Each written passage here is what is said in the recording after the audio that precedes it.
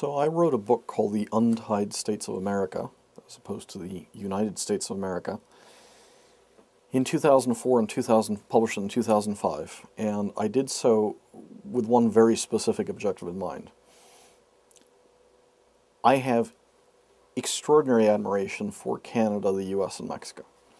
And the really strange thing is, over the last 60 years, as we've tripled the number of countries in the developed and the developing world, in Europe, in Africa, in Asia, the Americas has been a relatively stable continent.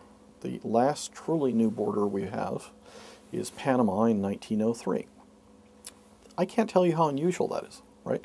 During a period of time when Italy's talking about splitting northern and southern Italy, France is talking about splitting with Corsica and Normandy, England's talking about splitting with Wales and Scotland and England, and it goes on and on and on. This has been this oasis, and anytime you see an outlier of that magnitude, you have to ask yourself, why? Particularly given that Canada came within about 0.02% of a vote of splitting itself. So it could even happen to the north of us. The second reason why it's important to begin to even consider whether countries can become something that looks very different is because people tend to take their countries for granted. So they assume it'll never happen here. One very simple example, and one way to get students thinking about these things: ask your friends how many stars will be in the US flag in 50 years. And the reason why that's a reasonable question is because there has never been a president of the United States who's been buried under the same flag he was born under. The US started with no stars. In fact, it started with a completely different flag. The last two were added in 1959, Hawaii and Alaska.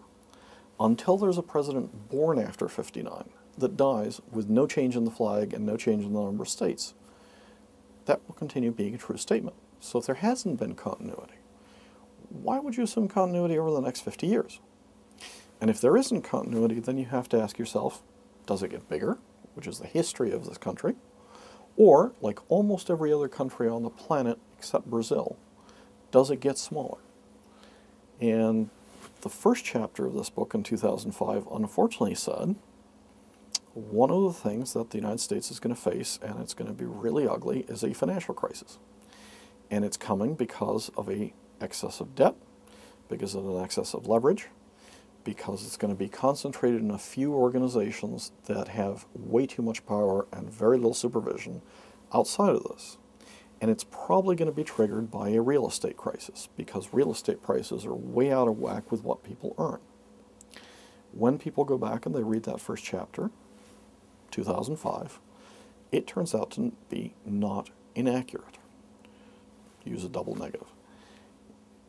I hope the rest of the book is not accurate. I wrote that book so people wouldn't take their country for granted and make sure that their country, they start taking care of it. You don't do that by increasing the national debt by $2 trillion. You don't do that by putting out $24 trillion in loan guarantees. You don't do that by not re-regulating financial institutions that were too large to begin with and now have gotten even larger, and it's even more dangerous for them to fail.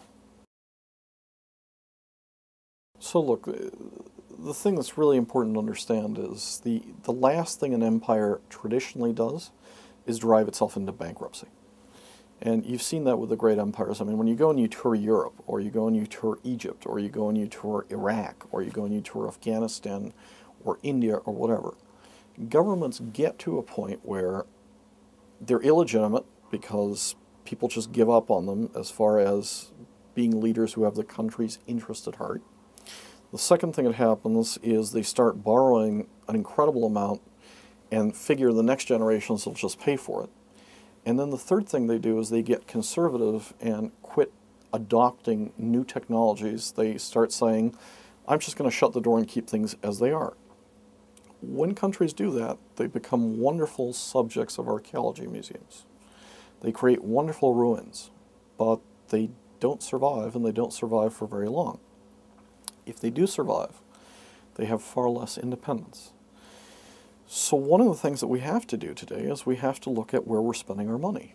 And about 4/5 of the federal budget is being spent on healthcare even before the healthcare reform. It's being spent on Medicare, on Medicaid, on Social Security, on defense spending, and on interest. And unless if we address those things, every bit of discretional spending, every bit of privatization doesn't make a dent in what is already an overspending. We are living way above our means. And we have to get serious about living within our means. And if we don't send that signal to other countries, what's going to happen is we're going to erode the value of the dollar. People are not going to trust this currency. And like so many other currencies before us, we will go from being the reserve currency of the planet to being a currency that continuously devalues. And boy, that's an unpleasant place and an unpleasant legacy for our kids.